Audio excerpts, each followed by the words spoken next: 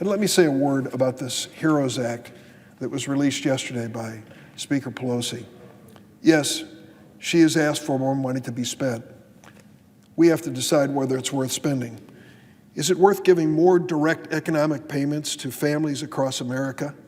I supported President Trump's call for those payments in the first round. Does he believe, do we believe, does the Senate believe that $1,200 is the end of the story for people who are struggling these days, facing unemployment, facing the hardships that are part of our economy?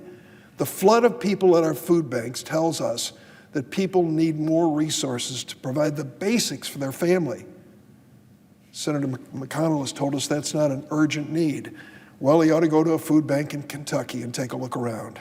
He's going to see a lot of people, not just Democrats, but Republicans and independents, facing the hardships of this economy.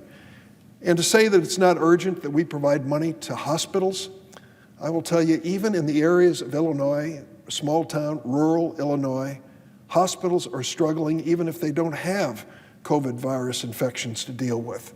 They're struggling because of the economy and people who are leery about going forward with elective surgery and outpatient treatment.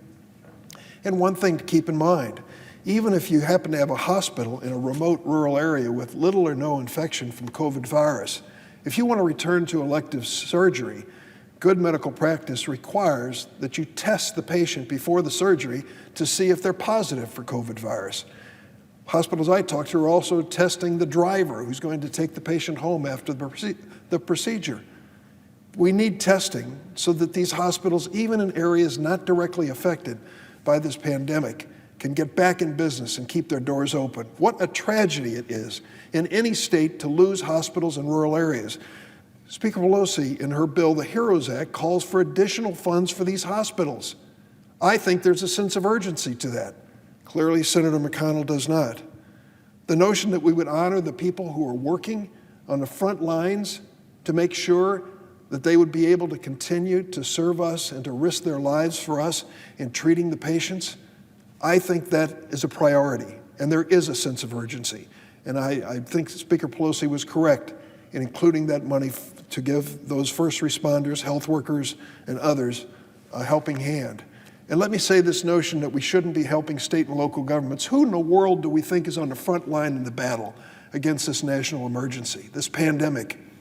It's the doctors, of course, and the nurses, of course, but it's also our first responders, our policemen, our firefighters, even our teachers. If we don't provide the resources that have been lost to the states and localities because of this pandemic, there will be cutbacks in pay and layoffs for sure. Is that how we're going to answer this national emergency? I believe there is a profound sense of emergency here. There is a profound sense of urgency as well. I notice that a couple of my colleagues are on the floor to speak, and I'm going to wrap up my remarks by saying we need to stick with this program of helping America get back on its feet. We need to stand by the individuals who are struggling to feed their families and going to food banks to try to get by. We need to stand by those who are drawing unemployment insurance today with additional federal help, trying to keep their families together while they're looking for a job and waiting for the economy to rebound. We need to stand by the small businesses who cannot survive if we don't continue our assistance. And this notion that because it was Speaker Pelosi who suggested it, it's got to be a bad idea, is just plain wrong and selfish. Look at her proposals on their merits. They mirror what we've started to do with the CARES Act and need to continue to do. As I said yesterday, you don't build a bridge halfway across a river. You build it all the way. Let's build it to the point where our economy can rebound with strength and people can get back to work. Let's stand by the workers and their families and the businesses and support the HEROES Act that's been introduced in the House of Representatives. I yield the floor.